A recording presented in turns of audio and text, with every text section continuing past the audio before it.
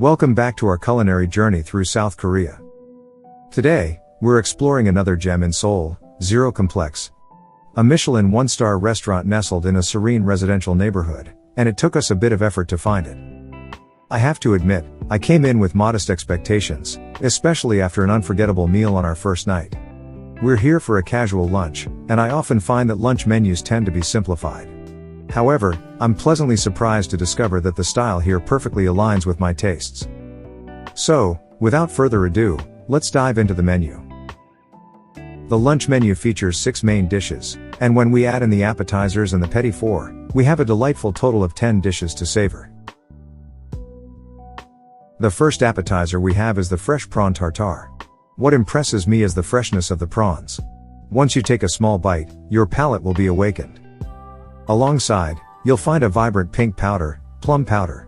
It adds a touch of sourness that enhances the complexity of the umami.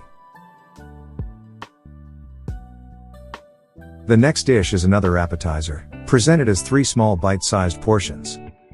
I do have one small suggestion for the staff. It would be helpful if they could speak a bit louder, as sometimes I can hardly hear the descriptions clearly. The first bite, which is white, features mozzarella cheese with beef tartare inside. The second black bite contains bolitas with abalone. Not everyone may be familiar with bolitas. It's a mushroom known for its nutty flavor and distinct aroma, which is quite easy to identify. In this dish, the abalone serves as a supporting character. As for the final bite, I'm afraid I can't quite remember its taste, perhaps it was just a standard offering. As I mentioned at the beginning, Zero Complex is exactly the type of restaurant I love.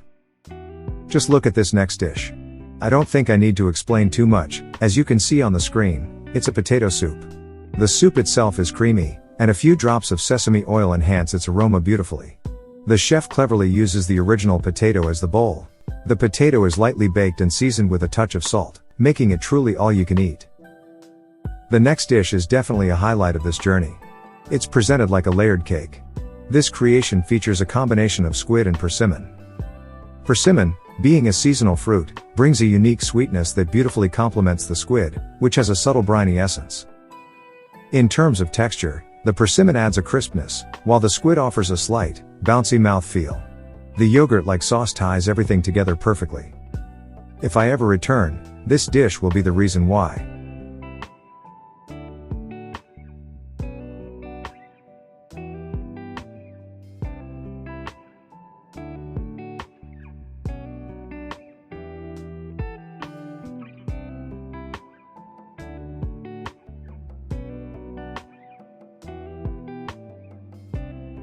The next dish is definitely one of my favorites. I like to call it chicken rice. The chicken used here is the breast, and this is the first time I've tried chicken breast that is so juicy and tender. Instead of traditional rice, they use barley, which is a perfect portion that won't leave you feeling too full.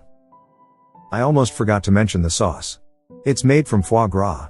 It has a rich, buttery flavor with a slight salty note, which I find perfectly acceptable for a main dish.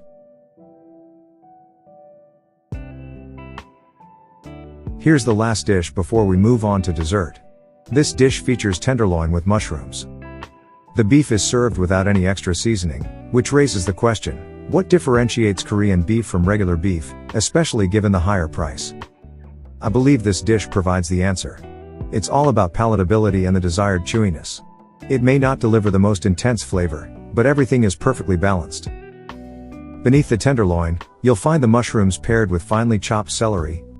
Personally speaking, it is an excellent selection of ingredients as a side dish.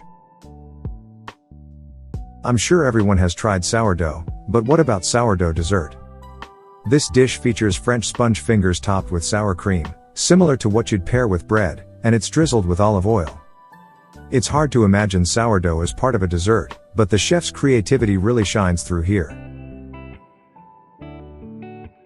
I'm not going to go into detail about the last dessert, it's essentially a caramel choux. All in all, dining at Zero Complex was a remarkable experience. From the fresh prawns tartare to the innovative potato soup served in its own bowl. Standout dishes like the squid and persimmon creation and the juicy chicken with barley highlighted unique flavor pairings and exquisite textures. Even the desserts, including the inventive sourdough dessert and classic caramel choux, left a lasting impression. As you may know, I tend to favor innovative and fusion cuisine, and these elements make Zero Complex a destination I would eagerly return to. That wraps up today's video. If you're interested in discovering more fine dining restaurants and travel itineraries, please subscribe, like, and share. I'll see you in the next video.